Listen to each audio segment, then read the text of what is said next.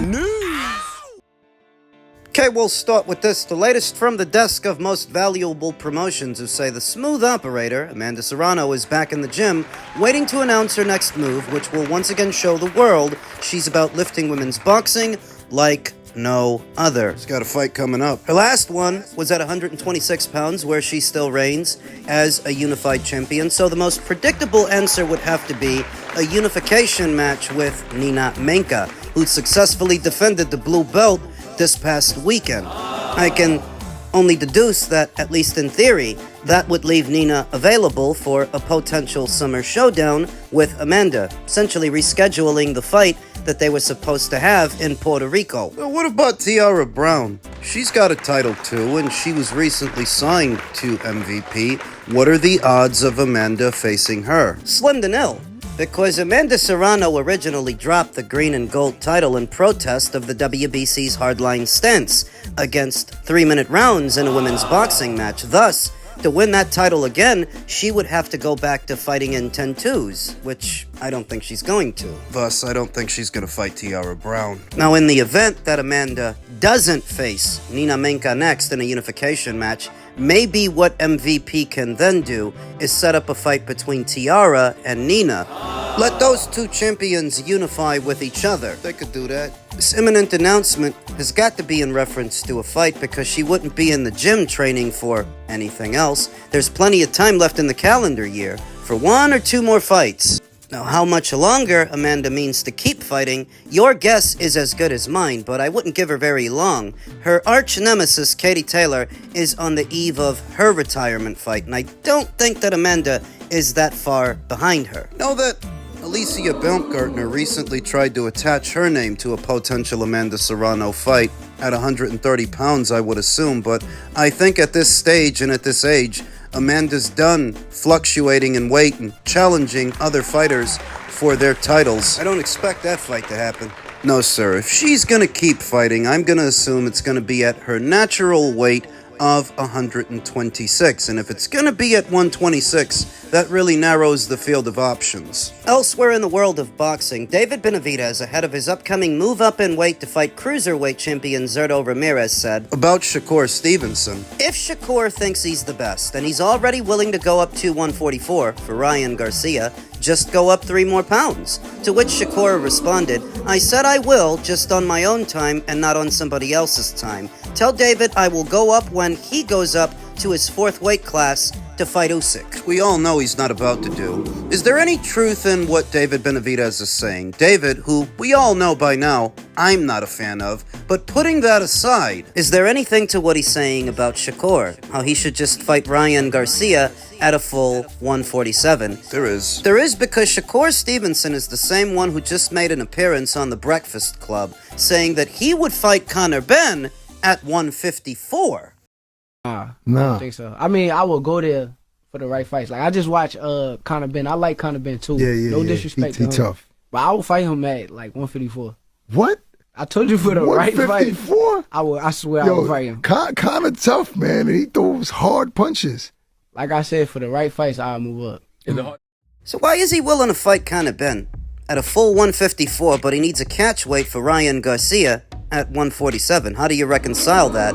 Is it because he views Conor as being more beatable than Ryan? It might be. They're both fights are big fights depending on where you do them. A Conor Benn fight is only really a big fight, a money fight, in the United Kingdom, short of a Saudi intervention, that if it's a fight that Turkey wants to put on, then you'll make money wherever he decides to do it. But generally, a Conor Benn fight is really only big in the UK. A Ryan Garcia fight, it's really only big in the US. Both fights are bigger fights than anything at 140 pounds right now. Shakur Stevenson, in his last fight, already fought the biggest name at 140 pounds, Teofimo Lopez. In terms of marquee value, anybody other than Teofimo at 140 would be a step backwards. But I want to say that Shakur Stevenson being indecisive like this, he'll fight Conor Benn at 154, but he needs a catch weight for Ryan at 147. Simultaneously, he entertained going back down to 135 to fight Raymond Murataya. What? It's indecisive, it's annoying,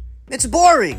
What is supposed to be these Billy Badass American boxers. Everything has to be just so. And don't forget that they're gonna want an arm and a leg to do anything. I picked Shakur Stevenson to beat Teofimo Lopez in dominant fashion, which he did, but I also specified that it wouldn't be entertaining. It'd be a ho-hum points win where Shakur Stevenson, a safety-first fighter, is going to fight a safety-first fight. Which he did. Now seeing him nitpick afterwards about the contracted wait for a fight with Conor, or Ryan, or Raymond, it's all very boring. I don't get up for a lot of these kids' fights. I don't get excited. I'm not excited now. If you are that apprehensive about moving up to welter, then don't move up to welter and unify titles at 140. You can do that with the other champions that are there. Doesn't pay as much, though. Well, you gotta make up your mind. Otherwise, you're wasting other people's money and other people's time. Being this indecisive, what's supposed to be one of the best boxers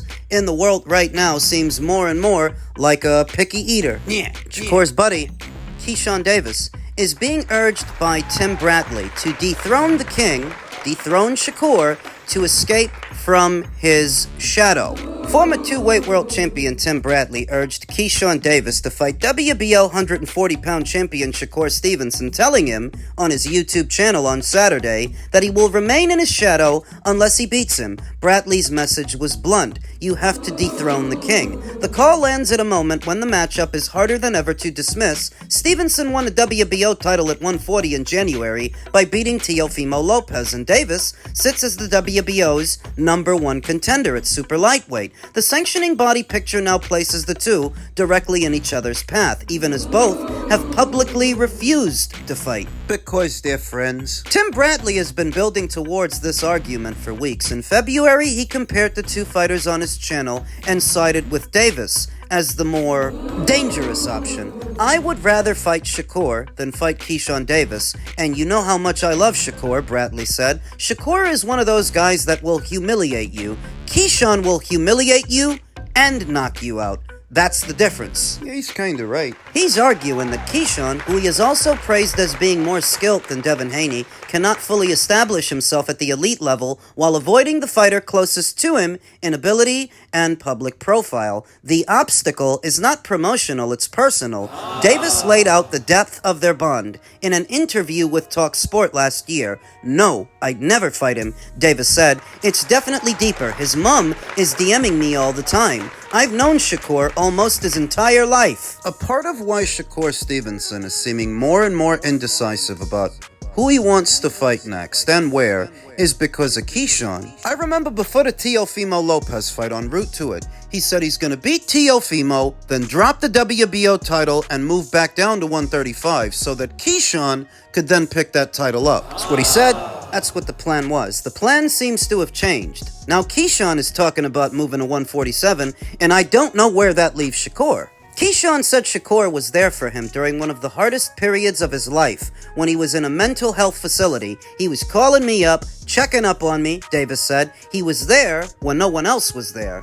Timothy Bradley is asking one fighter to cross a line both have identified as off-limits. Complicating Bradley's case is Davis's own trajectory. The former WBO lightweight champion, who was stripped of that title after missing weight, said in early March that he is planning a move to welter for a title fight. I think that I am moving up to 147, Davis said. Yup, for a title fight. If Davis continues climbing, the window for a Stevenson fight at 140 could close before it ever opens. Both men are moving, and the title map currently places them closer together than it might again. What do you think about that? What do you think about Keyshawn and Shakur not wanting to fight each other? I don't want to downplay how much it might affect a fighter's psyche, having to fight a friend. I remember Jarrell Miller after the Andy Ruiz fight and how broken up he was about that. I really don't want to fight guys that I have a emotional connection to, because my mentality, I want to go in there, I want to fucking rip your heart out. So, you know, if it happens, it happens. But if I have my choice, I don't want to fight anybody that I have a close relationship with. Yeah, and you hugged your son. Yeah, man. Son was about to cry. His son about to make me cry. Yeah, man. Why? His son doesn't see my son. Yeah. You know, and then see him crying over his dad. You know, it hurts because, you know, I got to put a beating on his dad. That's what I say. Like, we have a close relationship. So it's like, I don't want to fight Adam Kownacki or Joseph Parker or even Mark McCauley. Some of these guys that we actually talk, we group chat a lot, and it's hard. Like, there's so many other heavyweights we can fight, but fighting somebody you have an emotional connection to, it's mentally and physically hard to get up every day, run, and you work in the gym and want to kill somebody that you know that their kid is dependent on them. I don't want to have no emotional connection to, because where I train to kill myself in the gym every day, and when I get in that ring, I'm trying to kill you. I think that provides the perfect insight as to why Keyshawn and Shakur might not want to fight each other. I'm not at all pressed about it, because for me, Keyshawn hasn't been built up enough to where his legacy, his future, all hinges on whether or not he fights Shakur Stevenson. He barely did anything at 135 pounds. What I would like to see from Keyshawn, more than a fight with Shakur, is a fight with Gary Antoine Russell, maybe Jack Catterall, maybe Dalton Smith, maybe Teofimo. People keep forgetting you're talking about a guy with only 14 professional fights. Him and Shakur are in very different places in their careers. Shakur is at a point where he's considered one of the best boxers in the world, whereas Keyshawn was barely getting started. He barely scratched the surface. So why should a fight between those two be so important? It's because they told people they're not going to get it, and that's what it is. The petulant response. The penchant for wanting things that you can't have. They told you off the rip, don't look for that fight and don't get excited about it because it's not gonna happen, and now people want it to. Only because they told you it's not going to happen. This is what happens when adults pout, because that's what people are doing. They're pouting. This fight is not that serious. It's not that big. It's not that important. I'm not pressed about it. There's lots of other guys I would like to see Keyshawn Davis fight, because he was still just making his bones at 135. He's not in the same place in his career that Shakur is in his. The only thing that I would ask of either Keyshawn or Shakur is to be more decisive. Hurry up and make a decision. You've already established you're not gonna fight each other. Fine, but pick a direction and go in it. Whether that's Keyshawn going to 147 or Shakur going to 147, decide. Decide who's moving up and who's staying behind. Decide who's going where. Because it's not them not fighting each other that annoys me. It's the indecisiveness that annoys me. Shakur, are you going back to 35? Are you staying at 40? Are you moving up to welter? What are you doing? It's the indecisiveness that annoys me. Shakur, are you going back to 35? Are you staying at 40? Is Keyshawn moving up? Is he staying put? What are you guys doing? By the time I get to the end of the training camp, the fight week, I'll cut like about 10 pounds. 10 pounds. I'll lose like 25, 26 pounds the whole training camp. Well, what I have to lose when I sign the fight would be like maybe 27 pounds. And then I'll lose maybe 20 through the training camp, and then the last week would be another 10. But you already know if you do everything right with the water manipulation and all that, it comes off easy. Fans are calling David Benavidez a weight bully after he publicly claimed he drops 50-plus pounds to reach his goal weight. When I sign the fight, I have to lose 27, then I'll lose 20 during the training camp, and then 10 more during fight week. Confirming what I've been saying here on the channel the whole time, this guy has been dropping an obscene amount of weight to reach 168 and even reach 175 because he walks around at heavyweight. And I'm not one of these guys that goes crying about weight bullies, how much a fighter has to cut or how much a fighter rehydrates to the night of a fight. I'm just saying, looking at the guy, how he looks when he's walking around and what he's got to weigh for a fight, this guy's dropping a lot of weight. But why? Well, that's the part some people don't want to hear. A Twitter user who goes by the name I Am Me said David Benavidez, 6'2", 74-inch reach, David Morrell, 6'1", 77-inch reach, Vosdick, 6'2", 76-inch reach, Callum Smith, whom Canelo beat, 6'3", 78-inch reach. David is just the best boxer of this era, stops Canelo and Crawford in the same night. I'll be your Huckleberry. I Am Me. Say that he does. It's not because he's the best boxer in this era. Far from it. Because he hasn't proven that. All he's proven is he regularly cuts a massive amount of weight to fight in divisions littered with smaller men, much smaller men. And to some people, that makes him a weight bully. These are not height classes, in case you haven't noticed, I Am Me. They are weight classes. So when you give us the tail of the tape on all of these different fighters, that doesn't speak to how much weight David has to cut to make 168 or make 175. The tail of the tape doesn't even come into it because Sebastian Fundora is a taller, longer fighter than everybody you mentioned, but that doesn't make him a light heavyweight. All that is a sophisticated distraction intended to distract me and you from the real question at hand. Why is David Benavidez cutting so much weight? If that's where you walk around at, why have you been boiling down to 168? Why have you been boiling down to 175? So it's to fight smaller people. People that are smaller in height, smaller in length, lighter in weight. It's for an advantage. And that's very obvious because having to cut that much weight? It's a lot. So is it really that David Benavidez is this amazing boxer? He's the best boxer in the world according to this guy. Is it that? Or is it just that he's heavier than these guys? The night of, you're fighting a fucking heavyweight. It's not really that he's better, it's just that he's bigger. That's it. That's all it is. But I'm not one of these crybabies who goes crying about weight bullying and what fighters rehydrate to because It's a ticking time bomb. for a time it can be an advantage, but over time it becomes a disadvantage. Having to continually put your body through that leaves you depleted, and you end up leaving the best version of yourself in the gym, trying to appease the scale. That's what happened to Jarrett Hurd. That's another guy who was cutting a lot of weight to get down to 154. David's been doing that at 68, been doing that at 75. The long-term effects of doing that is your punch resistance starts to go. Your reflexes follow, you lose your explosiveness, you leave the best version of yourself in the gym. Now, I think that David is at least smarter than Jarrett Hurd was, which is why now he's moving up to cruiser.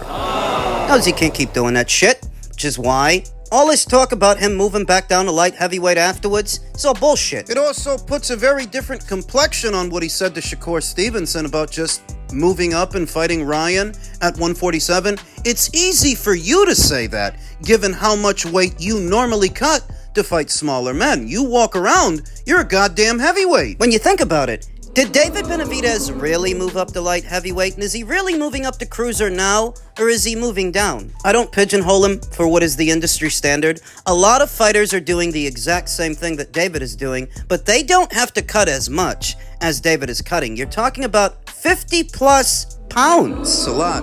It's enough that when I see a guy say that David is just the best boxer of his era, no. David is a guy who has largely benefited from fighting smaller men. The only ones turning a blind eye to this would have to be doing so from some sense of nationalism. And I don't give a fuck about your nationalism. I don't give a fuck where his parents are from or where your parents are from. Fuck 'em. I see why it is that so many people often say that David is a weight bully. I don't see a dynamic boxer. I don't see great fundamentals, X's and O's. I just see a really big guy with physically imposing size and a physically imposing style. Fuck 'em. Which is the kind of thing that works up until it doesn't. You can only be the big man on campus, but so many times. Why do you think he doesn't want to fight Jayo Pataya right after the Zerto fight? Why do you think a guy who walks around as heavy as he does would be cutting in excess of 50 pounds at a time? Why? It's very obvious.